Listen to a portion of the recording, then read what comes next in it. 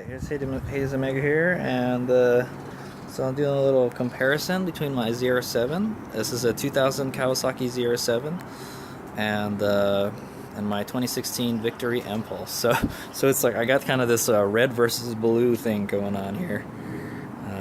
Yeah, so and there's that's David back there. He's just chilling. So yeah, so here's both of the bikes. This is a 2000 model, and this so this is like a decade. It's like 7 years old. No, it's 17. This is like it's like almost 2 decades old. Versus a brand new American motorcycle. So as you can see, you notice it. For comparison, the ZR7 is a wider bike. Because of that gas tank, I guess, and that 4-cylinder motor. So the ZR7 is like an old naked sport bike that Kawasaki made in 2000. It's much like the old Zephyr I used to have, with it's a little more modern. So there it is. So you can tell this one has upside down forks, and this one has regular forks, right side up forks. That's what I like to say. Everything just looks like more compact and smaller on the Impulse, and they can do that because they don't have a 4-cylinder motor sticking out. I mean, I know they have like twins and stuff now that are really narrow. Yeah, so it's just a little comparison. I can already tell you that the wheelbases are almost similar.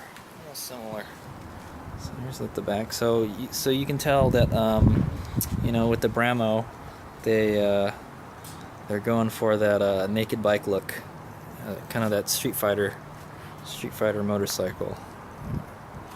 It's very similar to this ZR7 here.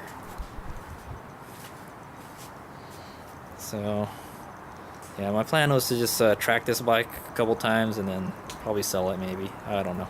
But I got this one for like $500, so I can't complain. And it's been fun working on it too. There's a lot of Chinese parts for it. So yeah, I mean, like, they're very comparable. This doesn't really have a fender.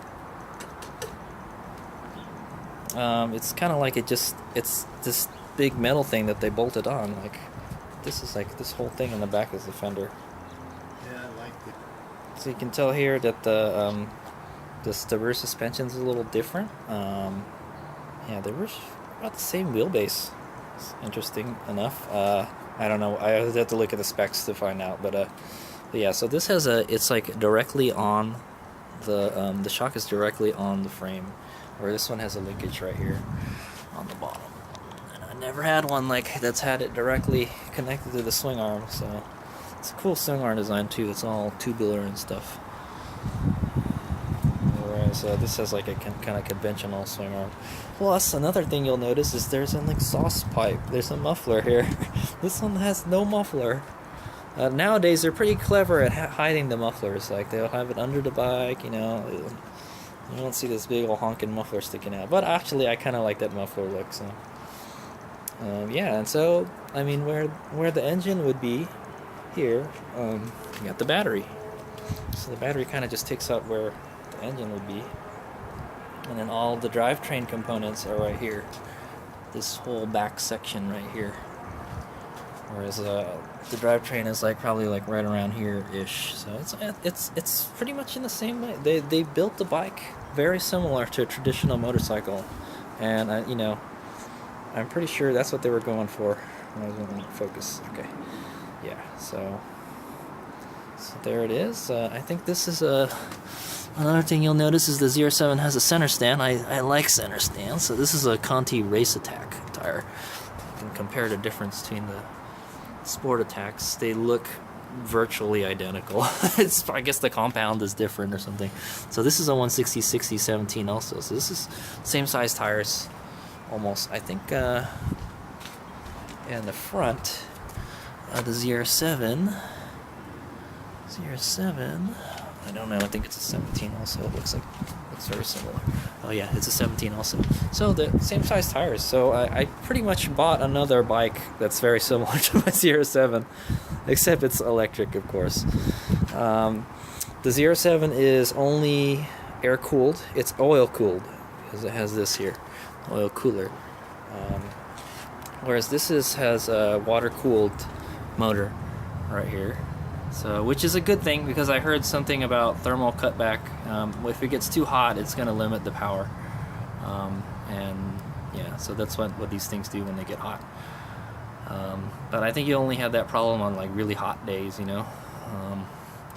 This bike is a pig to ride. I haven't ridden this in a while. It's been a year. I didn't even ride it when I bought it.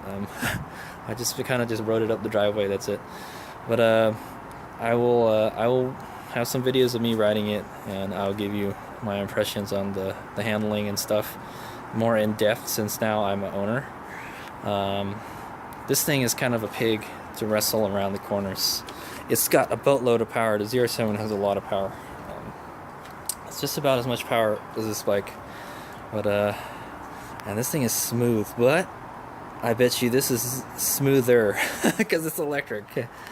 So yeah, it's got dual discs. This one has Tokiko calipers. Yeah, so the braking is comparable too.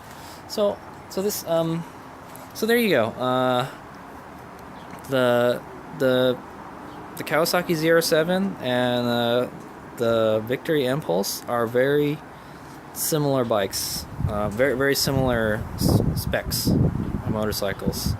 But of course, this one is electric and this one's inline 4. So you can see that they went to great lengths to make the motorcycles, make the motorcycle, the Impulse, very similar to a traditional motorcycle. It would have been nice if they had a center stand, I guess, but yeah, I guess they wanted to make it go more sporty. Actually, you know what? The closest bike that I can think of that kind of mimics the look of the Impulse is the SV650. I think this looks very much like the SV650. And the SV650 is a little bit, you know, slimmer bike than the ZR7. And the ZR7 makes a lot of noise, especially with that D&D pipe. Yeah.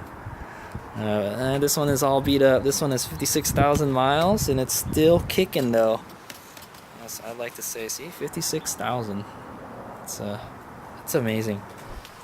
I hope this Impulse can go that far. We'll see. We'll see. We'll have to see the test of time. But this Kawasaki is proven stuff here, man. It may not be the most you know, modern bike on the road, but it's still fun to ride. But you know, I very rarely nowadays go out to ride for fun, other than like adventure riding. And if I do that, I do it on this guy, the DR650. So yeah. So there you go. There's a little side by side of the ZR7. The ZR7's on a side stand, so you can't like. I'd imagine they're about the same height too.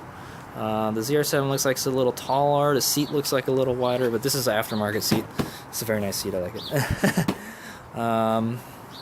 It's got crash bars and aftermarket pegs and stuff. But it's very comparable.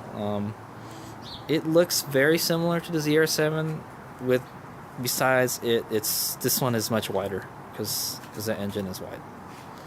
This one is much narrower because the battery is not as wide as the motor.